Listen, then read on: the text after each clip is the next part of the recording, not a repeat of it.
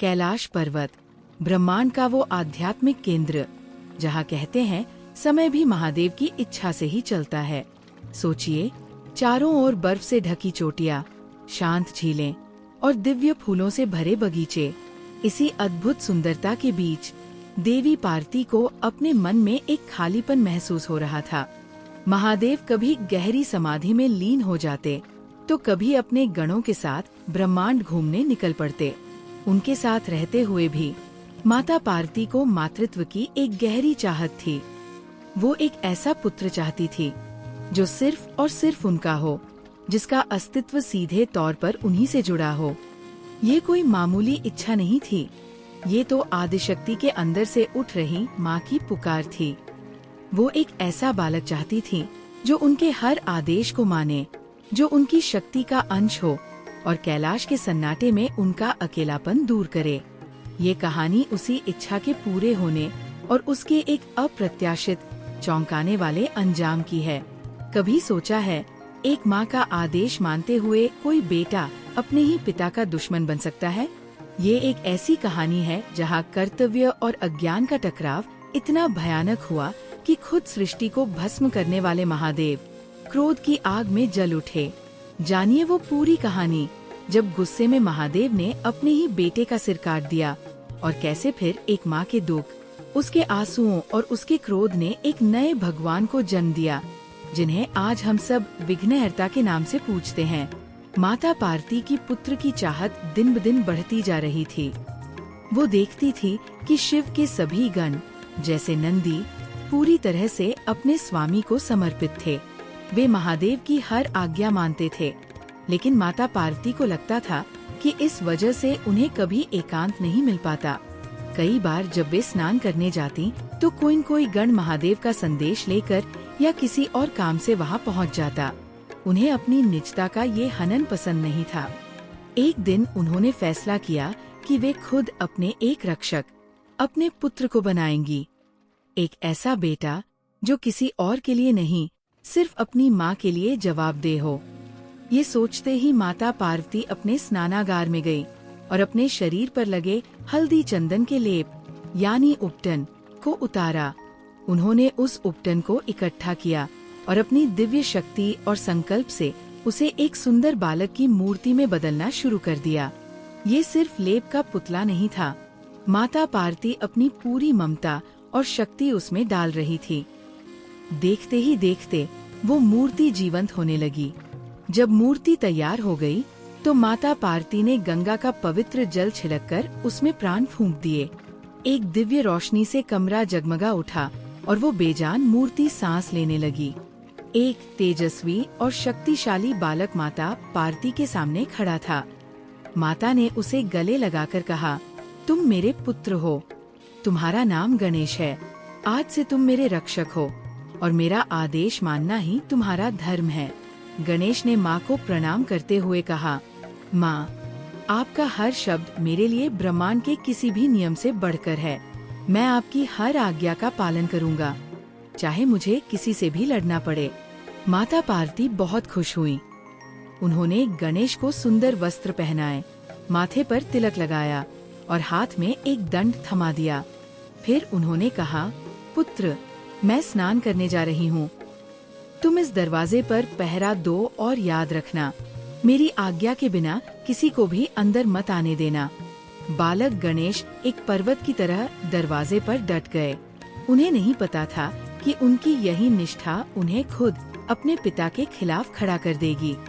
कुछ देर बाद भगवान शिव अपनी समाधि से लौटे और सीधे पार्वती से मिलने उनके कक्ष की ओर चल दिए।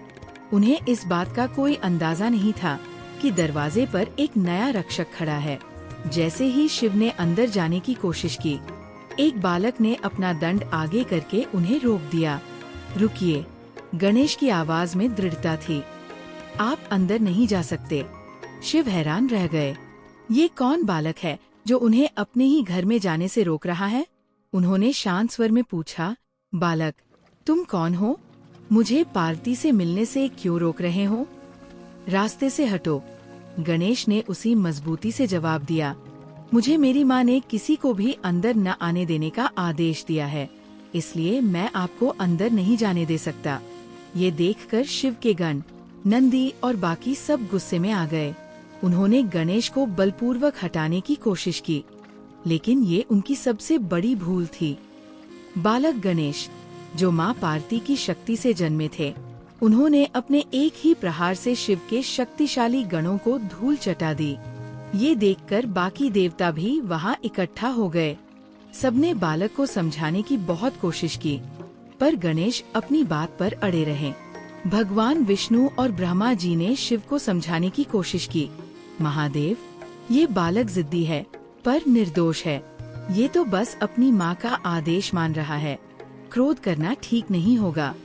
लेकिन बार बार अपमानित होने और अपने ही घर में न जा पाने के कारण शिव का सब्र टूट रहा था। उन्हें ये अपनी सत्ता पर सीधी चुनौती लगी। उन्होंने बालक को आखिरी चेतावनी दी।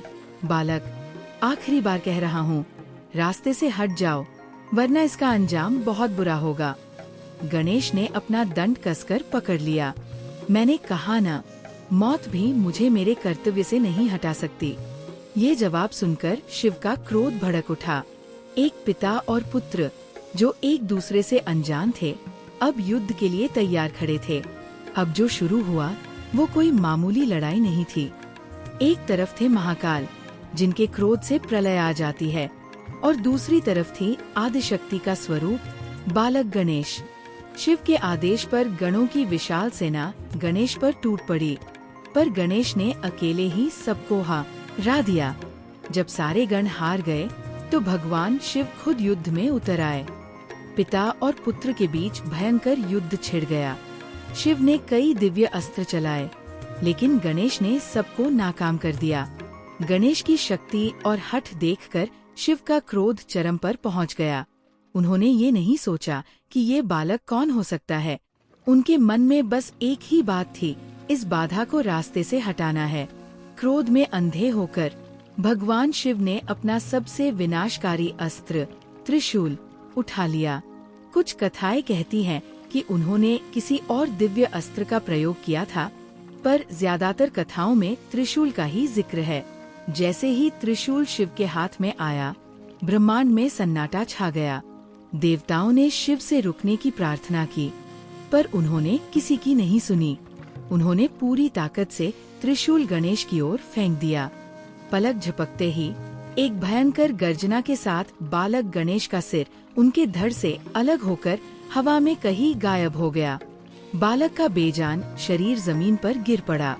चारों ओर एक दिल दहला देने वाली खामोशी छा गई। शिव का गुस्सा शांत हुआ, लेकिन अब बहुत देर हो चुकी थी। युद्ध की गर्जना और फिर अचानक हुई खामोशी सुनकर माता पार्वती का दिल बैठ गया। वे दौड़कर बाहर आईं। बाहर का नजारा देखकर उनके पैरों तले जमीन खिसक गई। उनका प्यारा बेटा सिर के बिना जमीन पर पड़ा था। सामने हाथ में त्रिशूल लिए शिव खड़े थे। एक पल के लिए तो पार्वती पत्थर बन गई, फिर उनका दुख एक भयानक चीख में बदल गया। उनका विलाप सुनकर कैलाश कांपने लगा। वो शिव की ओर मुड़कर चिल्लाई, ये क्या कर दिया आपने स्वामी? आपने मेरे बेटे को मार डाला। वो तो बस मेरी आज्ञा मान रहा था। आपने एक निर्दोष बच्चे की हत्या कर दी। शिव के पास कोई जवाब नहीं था। उन्हें अपनी भूल का एहसास हो चुका था कि जिसे वे दुश्मन समझ रहे थे, वो उनका अपना ही बेटा था। माता पार्वती का दुख अब क्रोध में बदल गया। उन्होंने अपना महाकाली का रौद्र रूप धारण कर लिया और घोषणा की, आपने मेरे बेटे को खत्म किया है। अब मैं इस पूरी सृष्टि को खत्म कर दूंगी। सृष्टि में प्रलय के लक्षण दिखने लगे। सभी देवता डरकर माता पार्वती के चरणों में गिर पड़े और उनसे शांत होने की विनती करने लगे। शिव ने भी पश्चाताप करते हुए कहा, देवी, मुझसे भूल हुई। मैं तुम्हारे पुत्र को फिर से जीवन दूंगा। कृपया इस सृष्टि को बचा लो। माता पार्वती ने उन्हें अपनी जलती हुई आँखों से देखा और कहा, मेरा पुत्र अभी जीवित होना चाहिए और उसे ऐसा सम्मान मिलेगा कि भविष्य में कोई उसका अपमान न कर सके। सभी देवताओं से पहले हमेशा उसकी पूजा होगी। अगर आप ये कर सकते हैं तभी मैं शांत होंगी। माता पार्वती की शर्त पूरी करने के लिए भगवान शिव ने गणों को उत्तर दिशा में भेजा। उन्होंने कहा, जाओ और जो भी पहली माँ अपने बच्चे की तरफ पीठ करके सो रही हो, उसी के बच्चे का सिर ले आओ। कहते हैं, इस आदेश के पीछे एक गहरा प्रतीकवाद था। उत्तर दिशा ज्ञान की दिशा है और माँ का बच्चे की ओर पीठ करना सांसारिक मोह से वैराग्य का प्रतीक था। गणों को एक हथिनी ठीक वैसी ही अवस्था में मिली। वे उसके बच्चे का सिर लेकर कैलाश लौट आए। भगवान शिव ने अपनी दिव्य शक्तियों और मंत्रों से उस हाथी के सिर को गणेश के धड़ से जोड़ दिया और ब्रह्मा जी ने उसमें प्राण डाल दिए। एक दिव्य प्रकाश के साथ बालक गणेश फिर से जी उठे। उनका शरीर इंसान का था, पर सिर एक हाथी का।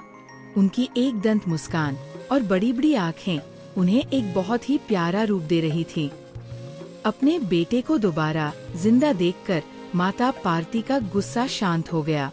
इसके बाद वचन के अनुसार एक भव्य समारोह हुआ।